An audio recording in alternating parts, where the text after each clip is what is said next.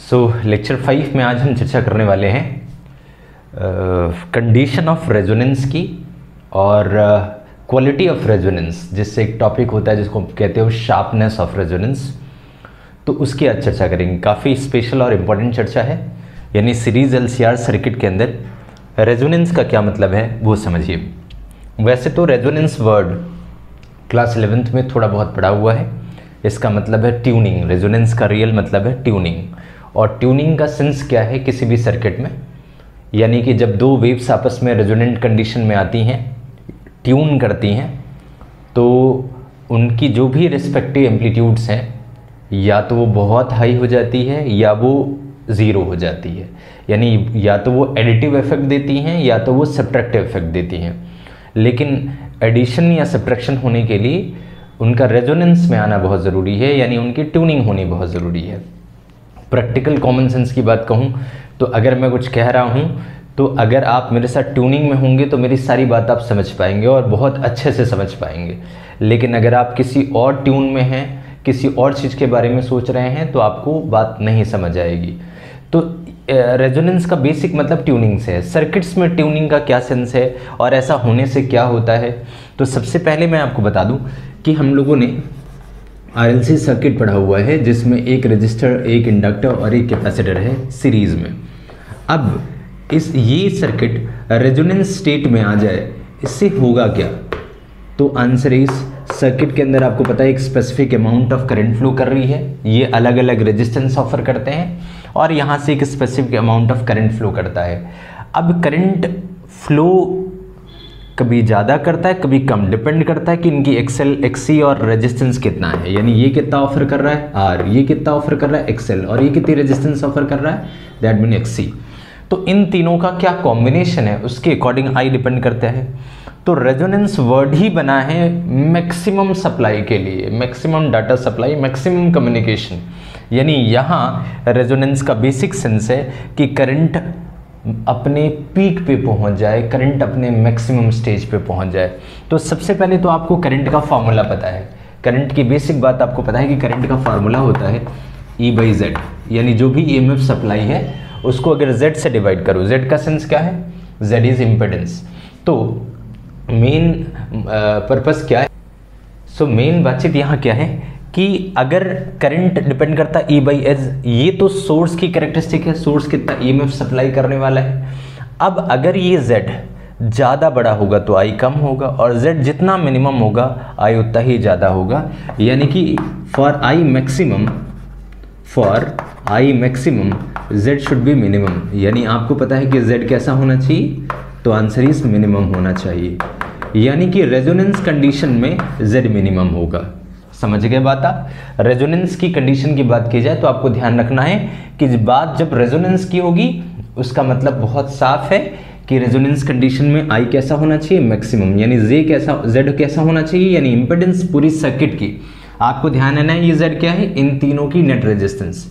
अभी मैं बताता हूँ वो अमाउंट कितना होता है, लेकिन फिलहाल आपको पता लगा कि रेजोनेंस कंडीशन में वो कंडीशन है जिस वक्त करंट मैक्सिमम होती है और जिस वक्त Z मिनिमम होता है। अब Z मिनिमम कैसे होगा, आइए उसकी चर्चा करते हैं। मैं इस फिगर को हटाता हूँ। आपको आइडिया तो है ही पहले से ही कि सीरीज LCR सर्किट में जो नेट रेजिस्टेंस यानी कि इम्पिडेंस का फॉर्मूला होता है वो कहीं ना कहीं R² + XL - XC का होल स्क्वायर का अंडर रूट के ठीक बराबर है। आई होप आपको ये आइडिया है। तो अगर ये मिनिमम पूछा जाए कि फॉर Z मिनिमम, तो आप उस वक्त ध्यान दें इस LCR सर्किट में रेजिस्टेंस जो है, यानी रेजिस्टेंस जो रजिस्टर की रेजिस्टेंस है वो तो एक फिक्स अमाउंट है, क्योंकि रेजिस्टेंस डिपेंड करता है ρL/A के, यानी उसमें कोई मॉडिफिकेशन नहीं किया जा सकता। कांस्टेंट टेम्परेचर मान लिया है और लेंथ और एरिया पहले से फिक्स्ड है उस डिवाइस की, तो R तो हमेशा रहेगा ही रहेगा, फिक्स्ड रहेगा। अब XL और XC की बात देखें तो XL का फॉर्मूला L ओमेगा है और XC का फॉर्मूला 1/C ओमेगा है, जिसमें से L और C तो कांस्टेंट है लेकिन ओमेगा में वेरिएशन पॉसिबल है। इट मीन्स कि XL और XC में चेंज किया जा सकता है। तो अगर ये वैल्यू सबसे छोटी चाहिए तो ये वैल्यू तो रही, इसका मतलब ये वैल्यू अपने सबसे छोटी वैल्यू क्या हो सकती है, माइनस में जा नहीं सकती क्योंकि उसका स्क्वायर टाइम्स है, यानी हर हाल में ये वैल्यू पॉजिटिव ही रहनी है।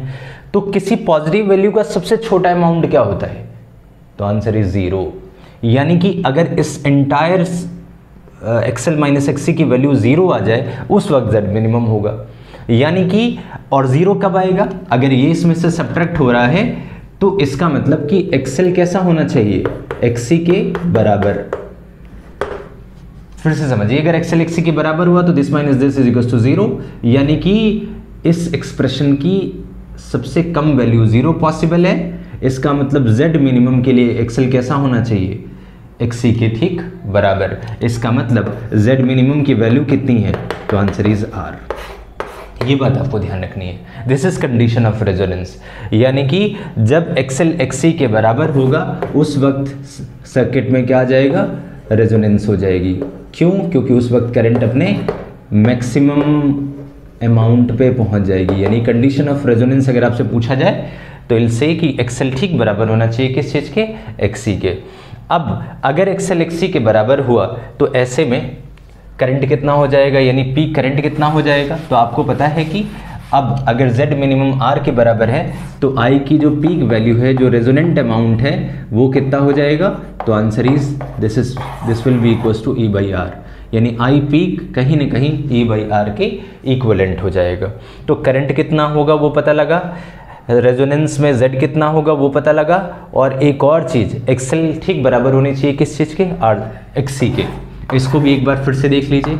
अगर एक्सएल ठीक बराबर है एक्सी के तो एक्सएल की जो वैल्यू है this is equals to L omega, और एक्सी कहीं ना कहीं 1/c ओमेगा के इक्वल है। तो आप अगर बड़े ध्यान से देखेंगे तो अगर ओमेगा को इधर ले जाएं और एल को इधर ले आएं, यानी कि ओमेगा का स्क्वायर 1/LC के बराबर हुआ, यानी ओमेगा को लिखा जा सकता है 1/√LC, क्योंकि 1 का रूट तो 1 ही है। यानी कि ये वो फ्रिक्वेंसी है, एंगुलर फ्रिक्वेंसी, नॉट फ्रिक्वेंसी, ये वो एंगुलर फ्रिक्वेंसी है 1/√LC जिस वक्त एक्सएल ठीक बराबर हो जाएगा एक्सी के, और उस वक्त z मिनिमम होगा और I मैक्सिमम होगा। तो इस फ्रिक्वेंसी को रेजोनेंट एंगुलर फ्रिक्वेंसी कहते हैं। क्या कहते हैं इसको? Resonant angular frequency. So resonant angular frequency, omega angular frequency है 1/√LC। तो आई होप कि आप दोनों तीनों बातें समझ गए, और आपको बहुत बेसिक सी बात है, कोई इसमें ज़्यादा टेंशन वाली बात नहीं कि I मैक्सिमम z मिनिमम जिसको R, और उस वक्त फ्रिक्वेंसी कितनी होनी चाहिए? तो 1/√LC टाइम्स के इक्वल होनी चाहिए। तो आई होप आपको ये क्लियर है। इसी में अगर ओमेगा की वैल्यू 1/√LC है, मैं एक बार हटाऊँ इसको। अगर प्रॉपर फ्रिक्वेंसी पूछा जाए तो आपको पता है ओमेगा का फॉर्मूला होता है 2πν, और जिसका फार्मूला आया 1/√LC, 1/√LC। तो अगर प्रॉपर फ्रिक्वेंसी पूछा जाए तो आप कहेंगे 1/2π टाइम्स ऑफ √LC। ये आपको वैल्यू याद रखनी है। यानी कि क्या है कंडीशन ऑफ रेजोनेंस? फ्रिक्वेंसी इतनी होनी चाहिए जिससे कि एक्सएल एक्सी के बराबर होगा, तो दोनों सब्ट्रैक्शन की वैल्यू 0, यानी इम्पिडेंस R के बराबर होगा, और I peak E by R के इक्वल हो जाएगा। तो this is simply condition of resonance. इस वक्त की जो सर्किट है इसको रेजोनेंट सर्किट कहते हैं। यानी RLC सर्किट में जब भी एक्सएल एक्सी के बराबर होता है तो उस वक्त आप उसको ट्यूनिंग सर्किट कहते हो या रेजोनेंट स्टेट कहते हो। यानी उस पर्टिकुलर फ्रिक्वेंसी से अगर कोई भी ऑसिलेशन हो रही है तो उस वक्त उस सर्किट में मैक्सिमम करंट फ्लो कर रहा होगा। तो आई होप कि ये बात समझ आ गई। अब यहाँ एक और बात मैं आपको बताऊं कि जैसे आपने इम्पीडेंस पढ़ा था और उसकी एनालिसिस पढ़ी थी, उसी से जुड़ा हुआ एक और टॉपिक है क्वालिटी ऑफ रेजोनेंस, जिसको आप शार्पनेस ऑफ रेजोनेंस कहते हो। तो आइए नेक्स्ट चर्चा क्वालिटी मीन्स शार्पनेस की करते हैं। तो मैं इसको इस बार इरेज करता हूँ, आगे बढ़ते हैं फिर। सो आइए समझें कि रेजोनेंस की शार्पनेस का क्या मतलब है। आपको याद होगा हम लोगों ने एक इम्पीडेंस वर्सेस ओमेगा का ग्राफ बनाया था, जिसमें मैंने आपसे कहा था कि जब ओमेगा 0 होगी तो ओमेगा 0 होगा तो एक्सएल 0 हो जाएगा, एक्सी काफ़ी हाई हो जाएगा क्योंकि एक्सी का फार्मूला 1/c ओमेगा है। तो ओमेगा 0 का मतलब XC infinite, XL minus XC minus infinite का स्क्वायर इन्फाइनाइट हो जाएगा, यानी z बहुत हाई होगा। और धीरे धीरे जैसे जैसे ओमेगा बढ़ेगा एल ओमेगा बढ़ेगा एक्सी घटेगा। ऐसा करते करते एक इस तरीके का ग्राफ बताया था मैंने, ये पिछली क्लास में जब मैं इम्पिडेंस की चर्चा कर रहा था, उस वक्त ये इम्पिडेंस ग्राफ बताया था। तो ये जो वैल्यू है इस वक्त ये Z मिनिमम है, अगर देखा जाए Z मिनिमम, और Z मिनिमम आपको पता है कहीं ना कहीं R के इक्वल होती है। और आज एक नई बात आपको पता लगी कि जब ये मिनिमम होता है उसके लिए एक स्पेसिफिक फ्रिक्वेंसी चाहिए होती है ओमेगा आर, जिसको रेजोनेंट एंगुलर फ्रिक्वेंसी कहते हैं ओमेगा आर, और इसकी वैल्यू कितनी होती है तो वो भी आपने सीखा है 1/√LC के ठीक बराबर, 1/√LC के ठीक बराबर, यानी ओमेगा आर की जो वैल्यू है वो 1/√LC के बराबर है। उस वक्त Z मिनिमम होगी, कितनी होगी तो R के बराबर होगी।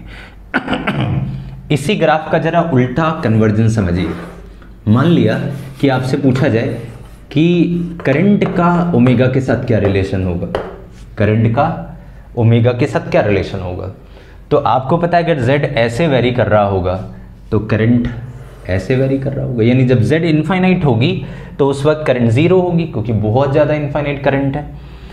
और फिर जैसे जैसे Z घटेगी वैसे वैसे I बढ़ेगी, क्योंकि I का और Z का इन्वर्स रिलेशन है, I = E/Z, यानी ये वाला ग्राफ कुछ इस तरीके से चलेगा।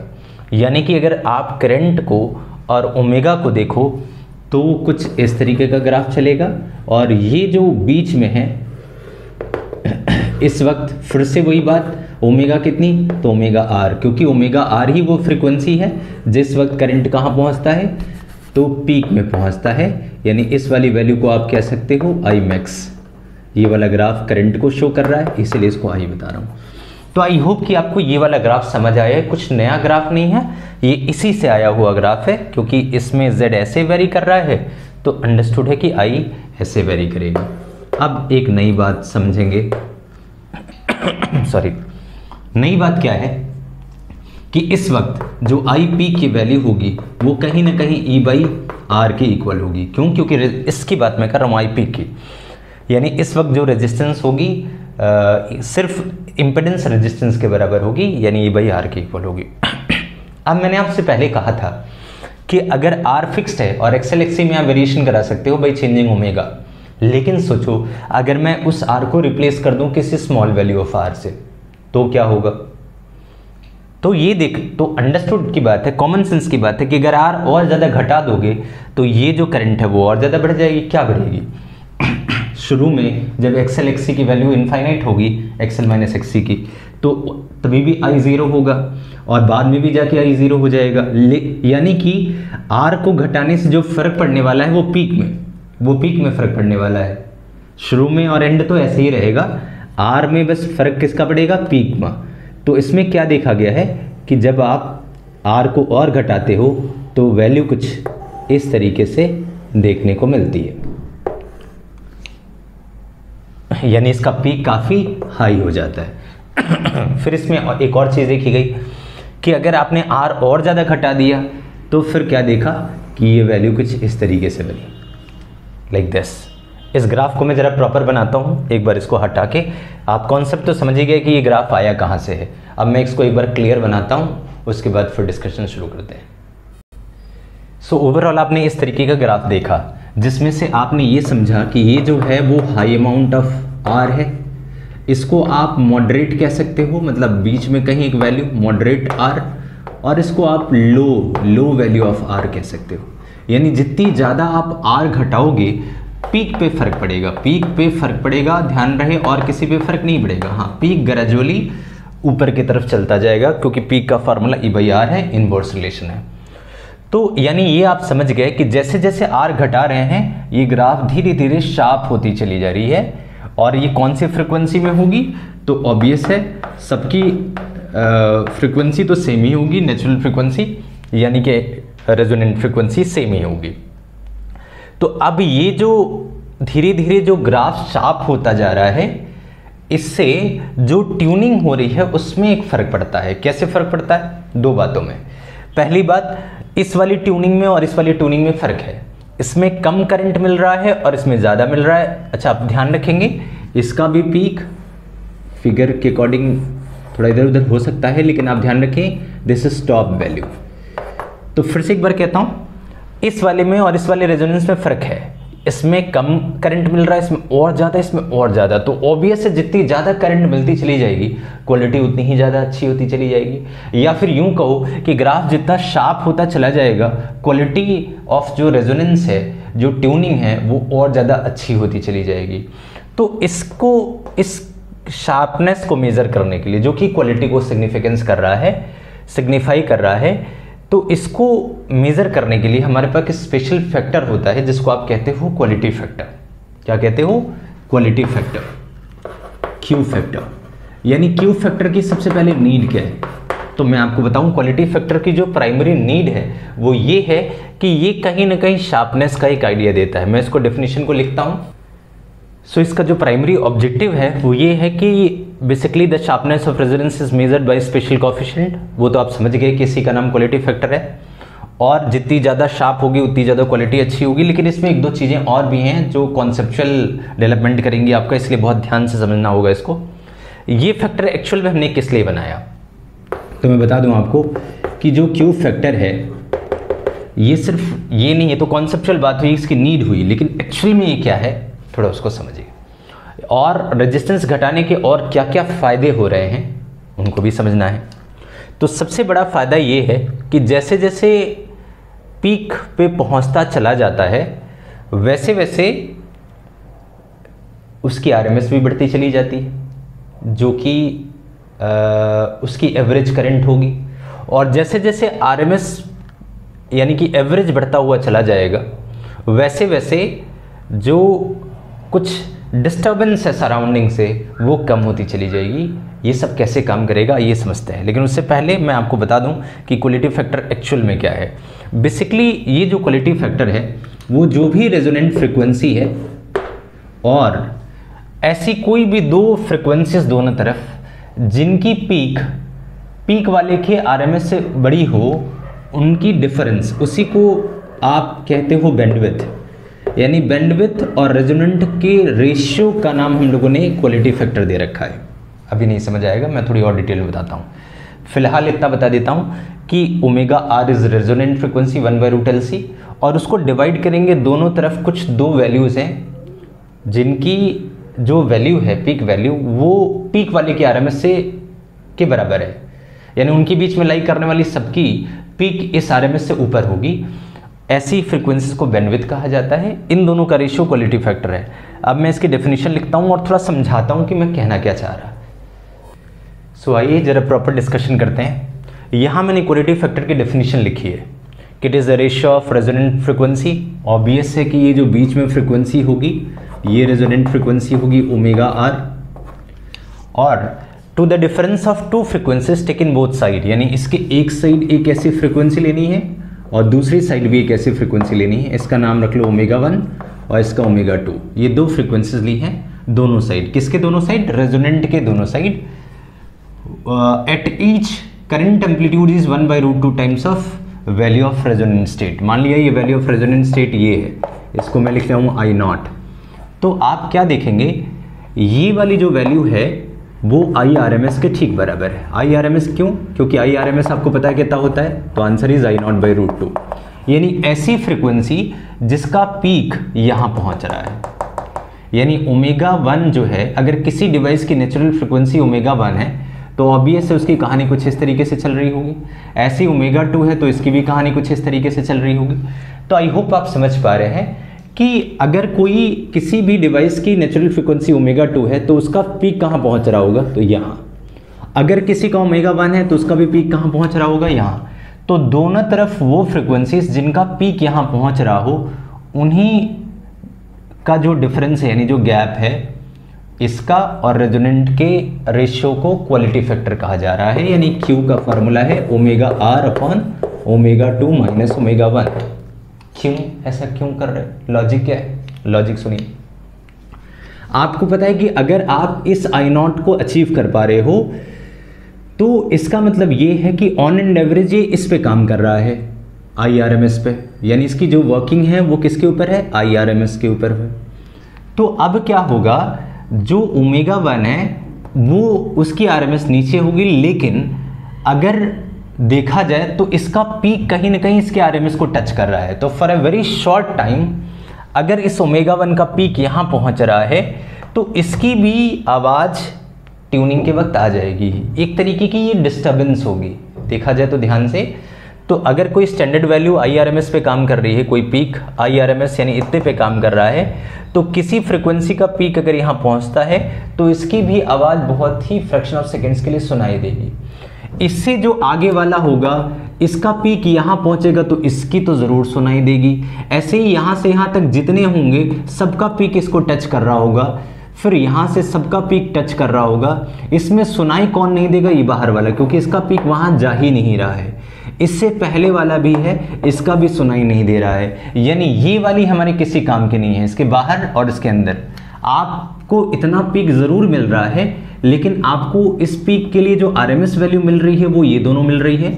और अगर वो फ्रिक्वेंसीज जिनका पीक इसके बीच में लाई करेगा वो सारी वैल्यूज़ आपको एक साथ सुनाई देंगी। इसे आप कहते हो डिस्टर्बेंस। जैसे आप किसी माइक्रोफोन को सुना होगा या कोई नॉर्मल सस्ते वाले हेडफोन लेते हैं और आप बात करना शुरू करते हैं तो आपकी वॉइस से ज़्यादा सराउंडिंग की वॉइस सुनाई देती है। और कुछ ऐसे हेडफोन होते हैं जिसमें वॉइस फिल्टर लगा होता है, जिसमें सिर्फ सामने वाली की आवाज़ सुनाई दे देती है, सराउंडिंग बिल्कुल ब्लॉक हो जाती है। तो कुछ इसी तरीके का यहाँ सीन है कि यहाँ इतनी ज़्यादा सराउंडिंग है। अगर सपोज कि मैं इन सराउंडिंग्स को और घटा दूँ, ये घटेगा कैसे?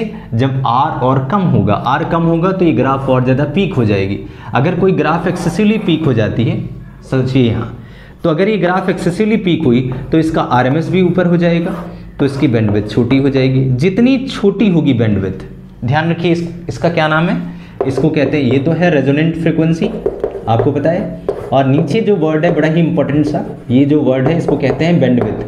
तो जितनी बैंडविड्थ छोटी होगी, जितनी बैंडविड्थ स्मॉल होगी ये वाली, उतनी ही क्वालिटी बहुत अच्छी होगी, क्योंकि मेन वाली वॉइस सुनाई देगी, डिस्ट्रैक्शन कम होगी, डिस्टर्बेंस कम होगी। आई होप आपको इसको समझ पा रहे हैं कि जब भी आप किसी से बात कर रहे हैं तो बैंडविड्थ जितनी कम, क्लैरिटी ऑफ वॉइस उतनी ज़्यादा। इसलिए दुनिया की हर तरह की ट्यूनिंग में, रेजोनेंस में अपने को क्वालिटी फैक्टर देखना होता है। क्वालिटी फैक्टर बैंडविड्थ के इन्वर्सली प्रोपोर्शनल होता है। बैंडविड्थ जितनी कम होगी, क्वालिटी ऑफ रेजोनेंस उतनी ज़्यादा होगी। यानी इस एंटायर कॉन्सेप्ट का मतलब क्या था कि आप उन दो फ्रिक्वेंसीज को देखिए जिनका पीक इसके RMS के बराबर आ रहा है, क्योंकि आपको पता है इसके बीच वाली वो सारी वैल्यूज का पीक इससे ज़्यादा ही होगा, और ज़्यादा होगा तो वो एक तरीके की डिस्टर्बेंस होगी जो रेजोनेंस को खराब करेगी, क्वालिटी बहुत अच्छी नहीं होगी।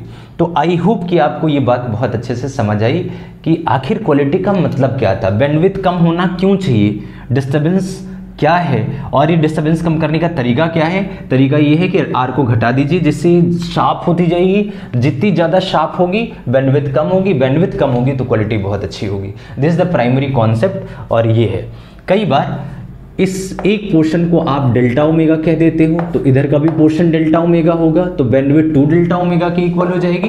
तो कई बार आप देखोगे इसको ऐसा भी लिखा होता है 2 टाइम्स ऑफ डेल्टा ओमेगा। तो ये दोनों ही फॉर्मेट में आपको याद रखनी है, चाहे ये वाला फॉर्मेट हो चाहे ये वाला फॉर्मेट हो। याद रहे ये जो डेल्टा ओमेगा हमने यहाँ लिखी हुई है, इसको आप लिख सकते हैं ओमेगा 2 माइनस ओमेगा R, या फिर और ओमेगा R माइनस ओमेगा 1, यानी कि दिस माइनस दिस ये आ जाएगा, या दिस माइनस दिस ये भी डेल्टा ओमेगा आ जाएगा। तो ये तीनों चीज़ें आपको समझ आई, और क्वालिटी फैक्टर जो कि एक बहुत इंपॉर्टेंट पार्ट था, आई होप वो भी समझ आया। अब कहानी ही ख़त्म नहीं हुई है, एक छोटी सी मैथमेटिक्स और बाकी है। इसके ना 1-2 और एक्सप्रेशंस बड़े अच्छे हैं, मैं उसको भी करा देता हूँ मैथमेटिकल एक्सप्रेशन, क्योंकि उससे ज़्यादातर क्वेश्चंस आते हैं। तो ये तो समझने वाली बात हो गई, ये भी वैल्यू पता होनी चाहिए, डेफिनेशन पता होनी चाहिए, प्रैक्टिकल नीड पता होनी चाहिए। अब क्वालिटी फैक्टर के एक मैथमेटिकल एक्सप्रेशन की बात करता हूँ, जिससे काफ़ी सारे क्वेश्चंस पूछे जाते हैं। तो आइए उसकी चर्चा करते हैं। तो आगे बढ़ते हैं। सो वक्त है एक्सप्रेशन फॉर क्वालिटी फैक्टर समझने का। आगे बढ़ने से पहले एक इम्पॉर्टेंट बात आपको मैं समझाऊं कि आपने ये वाला ग्राफ समझा, पीक का ग्राफ, और इसमें ये समझा कि दिस इज ओमेगा R, और यहाँ कहीं इसकी RMS वैल्यू होगी, IRMS कह सकते हो आप इसको, और उस वक्त जो फ्रिक्वेंसी है सपोज दिस इज ओमेगा 1। अब मैं आपसे पूछूं कि पीक के वक्त जो करंट होगी वो कितनी होगी, I0, तो आपका आंसर होगा ऑब्वियसली E0/R। अगर ये पीक है तो उसकी RMS वैल्यू कितनी होगी, यानी यहाँ जो RMS है वो कितनी होगी, तो here I R M S जो होगी वो हो जाएगी ई नॉट का 1/√2 टाइम्स ई नॉट का 1/√2 टाइम्स ऑफ आर। अगर मैं आर एम एस की बात करूं तो अब जरा ध्यान से समझेंगे तो आर एम एस की जो वैल्यू होती है वो E/E0/√2 टाइम्स ऑफ आर है या फिर आप यूं कह सकते हो I0/√2 और I0 की value E0/√2 times of R ही होती है। अब मैं अगर P के रिस्पेक्ट में इसका कंपैरिजन करूं तो आपको एक बात समझ आनी चाहिए कि at the stage of IRMS जो इम्पिडेंस है, अगर मैं इसको ऐसे लिख दूं E0 और YZ, इसका मतलब ये है कि इस पीक के रिस्पेक्ट में अगर पीक वैल्यू E0 है तो उस वक्त जो इम्पिडेंस होनी चाहिए वो √2 टाइम्स ऑफ आर के इक्वल होनी चाहिए, तभी ये स्टेज बनेगा। IRMS कब आएगा? अगर मैं किसी पीक को 1/√2 टाइम्स ऑफ आर, यानी उसकी इम्पिडेंस अगर फिलहाल √2 टाइम्स ऑफ आर आ जाए इस पीक के रिस्पेक्ट में, तो उस वक्त जो करंट आएगी वो I0 ना आकर के क्या आ जाएगी? IRMS आ जाएगी। यानी कि यहाँ इस वक्त चाहे वो ω1 की बात करूं चाहे वो ω2 की बात करूं, इस वक्त भी आप यूं कह सकते हो कि जो रेजिस्टेंस सर्किट ऑफर कर रहा होगा, चाहे उसकी नेचुरल फ्रिक्वेंसी ω1 है या ω2 है, लेकिन जो उस वक्त रेजिस्टेंस होगी यानी इम्पिडेंस होगी वो √2 टाइम्स ऑफ आर होगी। मतलब अगर कोई ऐसा सर्किट है, कोई ऐसी फ्रिक्वेंसी है जिसका पीक यहाँ पहुँच रहा है, तो इस फ्रिक्वेंसी का जितना रेजिस्टेंस यहाँ होगा √2 टाइम्स ऑफ आर, ऑब्वियस है इस वाले का पीक के वक्त भी रेजिस्टेंस इतना ही होगा, तभी तो सेम करंट आएगी, क्योंकि IRMS इस वाले की पीक है और IRMS की value E0/√2 times of Z है। इसका मतलब जो ये वाला होगा इसकी जो पीक होगी, पीक उस वक्त जो इम्पिडेंस होना चाहिए वो किसके बराबर होना चाहिए? तो √2 टाइम्स ऑफ आर के बराबर होना चाहिए। यानी कि आपको समझ आ गया कि एट ω1 और ω2 हम बॉर्डर वाले निकाल रहे हैं, इसके अंदर सारे आ जाएंगे, तो बॉर्डर वाले की वक्त की जो इम्पिडेंस है वो कितनी होनी चाहिए? √2 टाइम्स ऑफ आर के। यानी कि at ω1 and ω2 value of Z should be equals to √2 times of R. ये एक इंपॉर्टेंट कंक्लूजन है जिसको आगे बढ़ने से पहले आपको ध्यान रखना है। अब इस कंक्लूजन के ऊपर काम कैसे करेंगे? काम बताता हूँ। जैसे कि आप जानते हो किसी भी सर्किट में इम्पिडेंस का फॉर्मूला Z, फॉर्मूला क्या है? तो answer is R² plus XL minus XC का होल स्क्वायर या फिर XC माइनस XL का होल स्क्वायर। अब क्योंकि हमें इन दोनों स्टेज की एनालिसिस करनी है और इस वक्त जो रेजिस्टेंस हो रहा होता है पी के रिस्पेक्ट में, I0 से कंपेयर कर रहे हैं, उस रिस्पेक्ट में √2 टाइम्स ऑफ आर के इक्वल होनी चाहिए। यानी कि अभी आपको ये समझ आया कि this entire value will be equal to this. अब अगर इन दोनों वैल्यूज़ को सॉल्व करना हो तो सपोज ये वैल्यू है हमारे पास, अब इसको थोड़ी स्क्वायरिंग कर देते हैं, स्क्वायरिंग बोथ साइड, ताकि इनकी एनालिसिस कर सकें। इसका प्रैक्टिकल पर्पस क्या है अभी आपको समझ आता है, अगली स्टेप पे प्रोबेबली आपको समझ आ जाए। मैं इसको हटाता हूँ। आई होप ये वाली बात समझ गए, इम्पिडेंस कितना होना चाहिए वो समझ आ गया और ω2 के लिए इतना होना ही चाहिए। अब हमारा काम है इसको इससे कंपेयर करना और इस ω1 और ω2 को प्रैक्टिकली समझ पाना और उसकी एक वैल्यू लेकर के आना, ये हमारा टारगेट है। मैं इसको ले आता हूँ, पहले इसको डिलीट कर दूँ।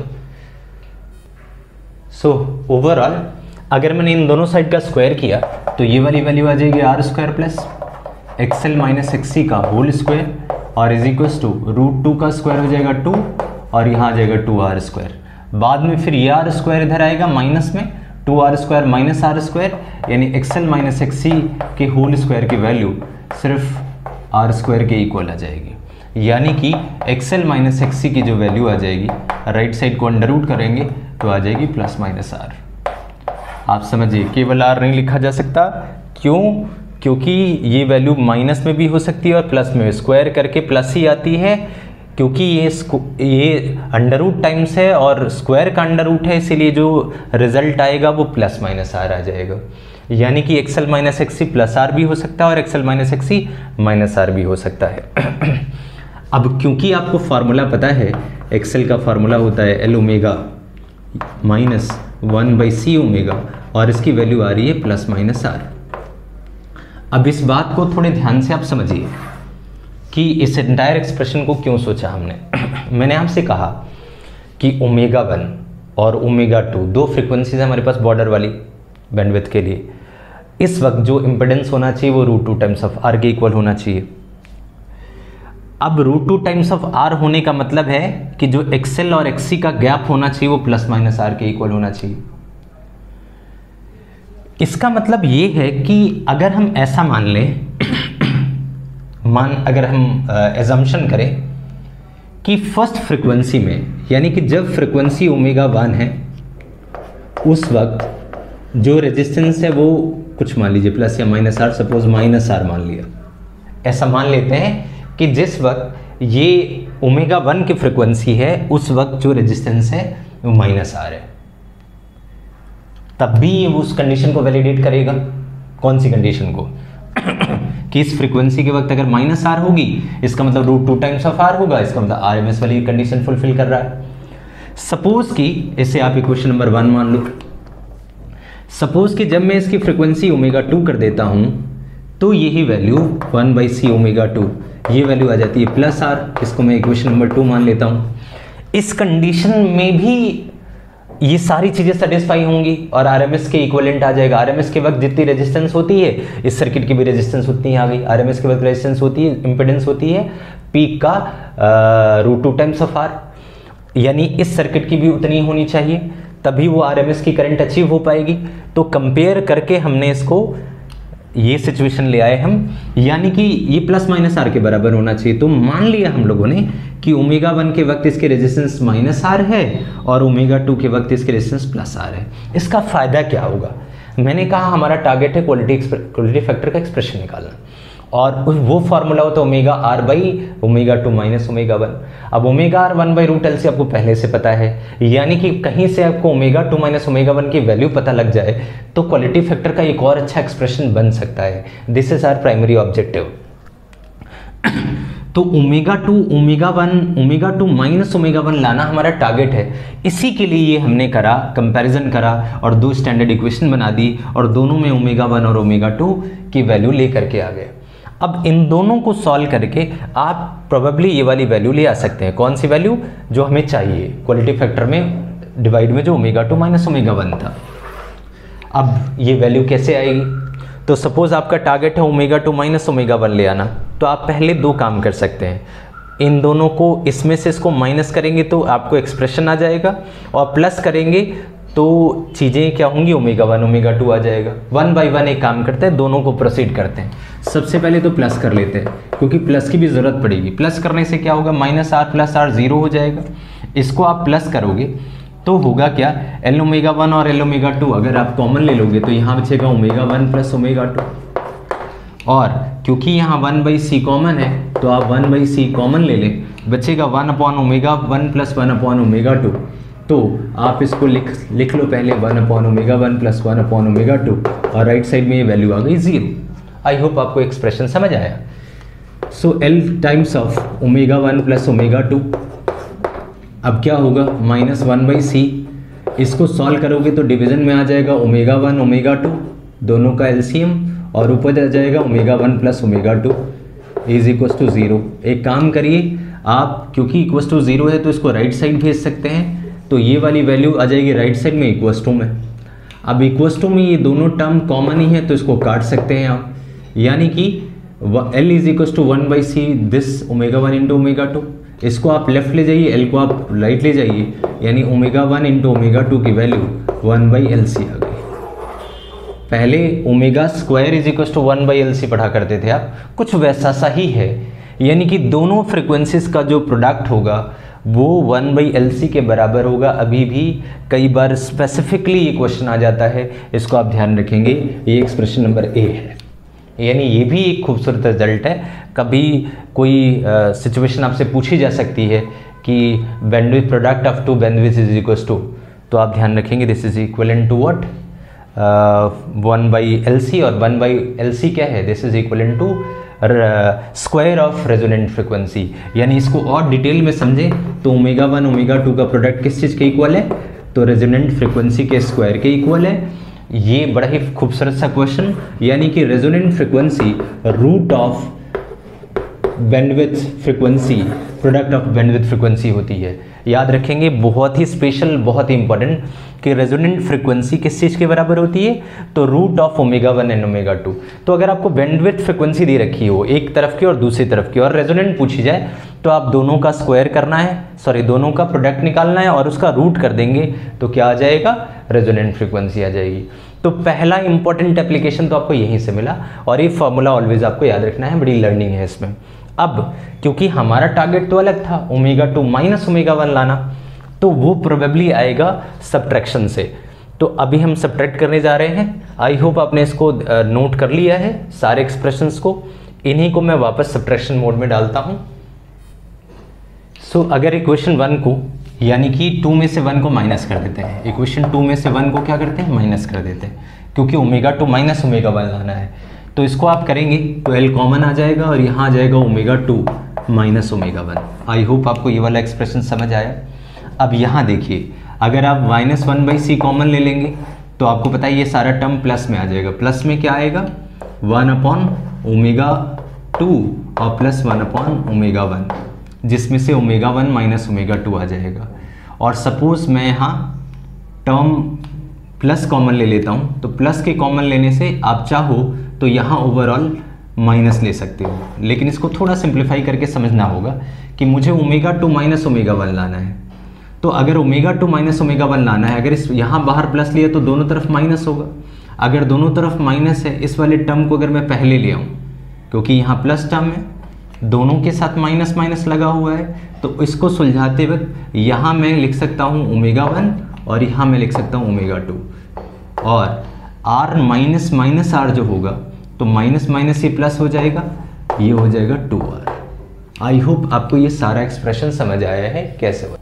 अगर कोई कन्फ्यूजन हो, अगर कोई कन्फ्यूजन आ रही है, तो आप इसको फिर से ओपन करके देख सकते हैं कि जैसे अगर इसको ओपन करेंगे 1/c तो 1/c वही चीज़ आ जाएगी, क्योंकि आप सोचिए जब आप इसमें से इसको माइनस करेंगे तो माइनस माइनस ये वाला टर्म प्लस में आ जाएगा। इसको थोड़ा दिमाग लगा के तो देखिए, जब आप इसमें से इसको माइनस करेंगे तो माइनस माइनस प्लस, यानी ये वाला टर्म प्लस में होना चाहिए। तो देखिए 1/c प्लस में है और ये वाला टर्म माइनस में रहेगा, तो इसको यहाँ ले जाएंगे तो माइनस 1/c। आई होप आपको क्लियर हो गया है। तो इसीलिए ध्यान रखेंगे, इसमें से इसको माइनस किया है तो ये भी माइनस माइनस प्लस, ये भी माइनस माइनस प्लस, यानी ω1 का टर्म प्लस में आ गया और ω2 का टर्म माइनस में आ गया। बस इतना सा काम किया है। अब इसको हटा सकते हैं, इसकी कोई ज़रूरत नहीं है।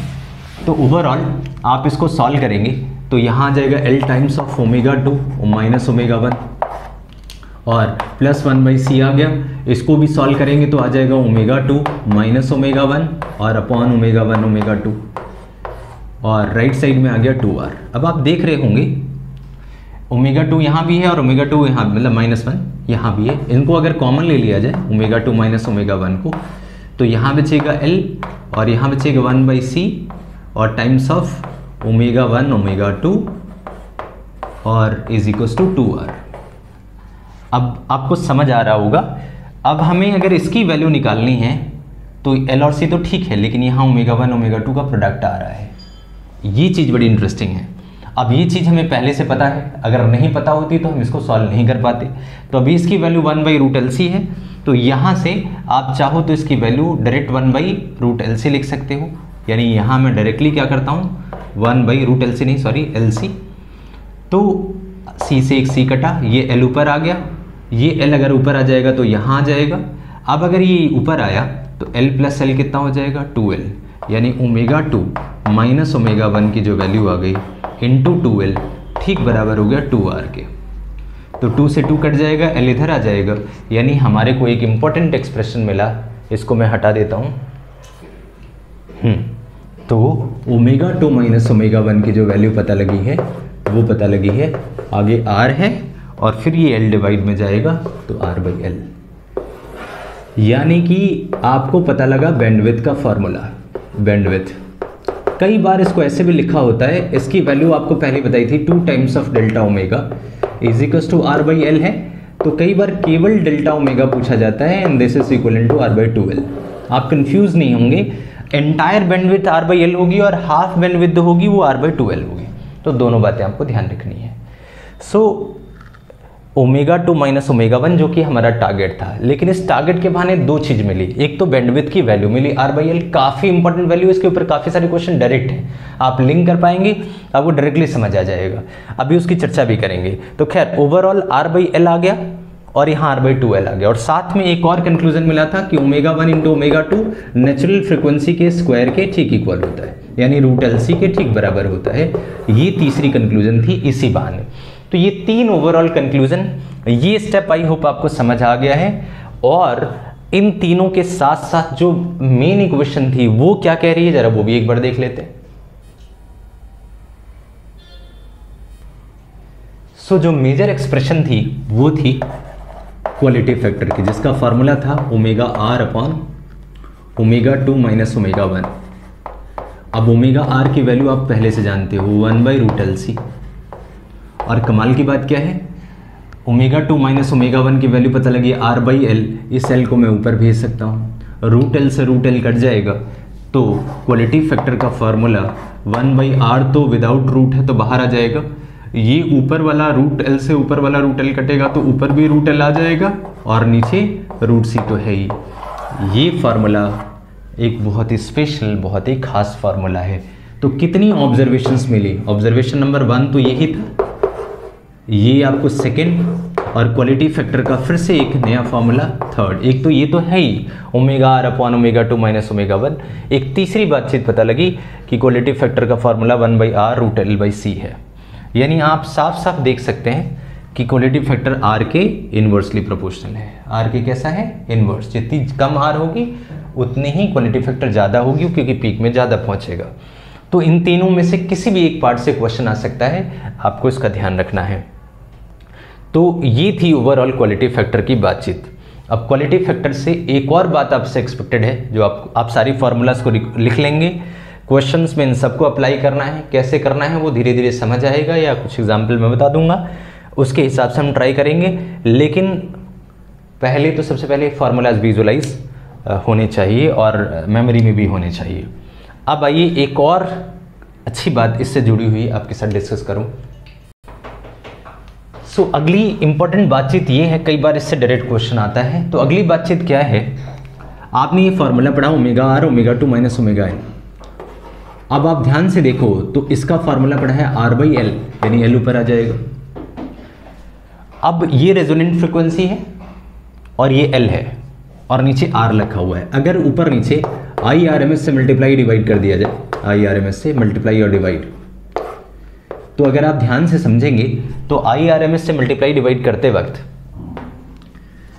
ओमेगा इंटू L होता है, आपको पता है XL, और XL यानी रेजिस्टेंस और I से मल्टीप्लाई किया जाए यानी कि ये वोल्टेज आ जाएगा। कौन सा वोल्टेज, एक्रॉस इंडक्टर के क्रॉस। और फ्रीक्वेंसी कौन सी है, रेजोनेंट। अच्छा, आपको एक और बात पता है कि रेजोनेंट स्टेट में जो भी वोल्टेज इंडक्टर बनाता है एग्जैक्टली उतनी ही वोल्टेज कैपेसिटर बनाता है रेजोनेंट स्टेट में ओमेगा R के वक्त। तो आप यहां इंडक्टर और कैपेसिटर दोनों कह सकते हो। क्यों, क्योंकि रेजोनेंट स्टेट में दोनों की वोल्टेज सेम एंड अपोजिट होती है, तभी तो एक दूसरे को कैंसिल आउट कर देते हैं, बचता है सिर्फ रेजिस्टेंस का। यानी कि उस स्टेज में जो भी वोल्टेज है वो सारा का सारा किसको मिलता है, रेजिस्टर को, अक्रॉस रेजिस्टर। यानी ये जो अक्रॉस रेजिस्टर है ये कहीं ना कहीं इनपुट वोल्टेज के बराबर है। क्यों, क्योंकि इनपुट का सारा किसको मिला, रेजिस्टर को, और VL VC ने एक दूसरे को क्या किया, कैंसिल आउट कर दिया। यानी एक तरीके से देखा जाए तो क्वालिटी फैक्टर कहीं ना कहीं वोल्टेज अक्रॉस L और C अपॉन अप्लाइड वोल्टेज के ठीक इक्वल है। अप्लाइड वोल्टेज कैसे, क्योंकि जो भी अप्लाइड वोल्टेज होगा रेजोनेंट स्टेट में वो रेजिस्टर को मिलने वाला है। आप इसी को अप्लाइड वोल्टेज कह सकते हो। एक तरीके से इसी को आप कहते हो वोल्टेज मैग्निफिकेशन। तो अगर आपसे पूछा जाए, एक और डेफिनेशन आपको क्वालिटी फैक्टर की मिल गई कि क्वालिटी फैक्टर कहीं ना कहीं वोल्टेज मैग्निफिकेशन के इक्वल होता है। एग्जैक्टली कितना आपने अप्लाई करा और इंडक्टर और कैपेसिटर के थ्रू कितना वोल्टेज मिला, ये इनपुट है और ये आउटपुट है। आउटपुट किसके अक्रॉस, इंडक्टर और कैपेसिटर के अक्रॉस, इन दोनों को जो रेशियो है इसी को आपने क्या कहा, वोल्टेज मैग्निफिकेशन।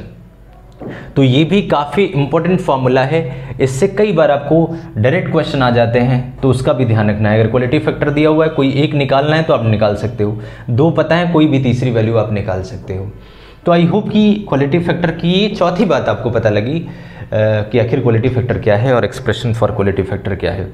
तो इतनी सारी चीज़ें थी, सारे फार्मूलाज ध्यान रखने हैं, सारे केस विजुलाइज करने हैं और इनके बेसिस पे बहुत सारे एग्जाम्पल ट्राई करने हैं, उसके डिस्कशन करनी है। तो आई होप कि आपको सारी चीज़ें क्लियर हुई। बहुत अब लिमिटेड है, मैं इसमें बहुत सारी क्वेश्चंस की भी डिस्कशन करना चाह रहा था, लेकिन उसके लिए मैं कुछ अलग लेक्चर बनाऊंगा जिसमें इन सबको विजुलाइज करेंगे, क्योंकि ऑलरेडी टाइम बहुत ज़्यादा हो गया लेक्चर का। तो मैं उम्मीद करता हूँ कि आपको सारी चीज़ें डिटेल में समझ आई। कोई कन्फ्यूजन हो तो आप मुझे बता सकते हैं। मिलते हैं नेक्स्ट वीडियो में। मैं आपको RLC सीरीज़ और उसकी कंडीशंस तो बता दी, नेक्स्ट वीडियो में मैं पैरेलल RLC के बारे में बताऊंगा कि अगर RL और C तीनों पैरेलल में हो तो कैसे कैसे उसको डील करेंगे, और उसके बाद फिर एनर्जी, पावर, LC ऑसिलेशन और ट्रांसफार्मर की तरफ बढ़ेंगे। तो ध्यान से पढ़ते रहिए। Thank you.